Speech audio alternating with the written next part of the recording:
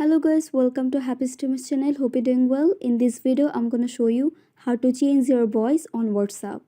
So guys, at first you need to go to your Play Store and then you have to download this app. And after installing this app, you have to open it. And after open this app, you have to tap on the record option. Now you have to record your voice, and after recording your voice, just tap on save. Now you have to select the voice that you want and then tap on save. You can rename the file name if you want. Now you have to long press on your voice note and then tap on the share option. Now select WhatsApp. Now you have to select the person you want to give. Then tap on next.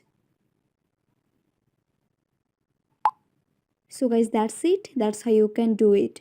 So guys, I hope this video was helpful to you. If it was, then please give a thumbs up and hit the subscribe button. And thanks for watching the video.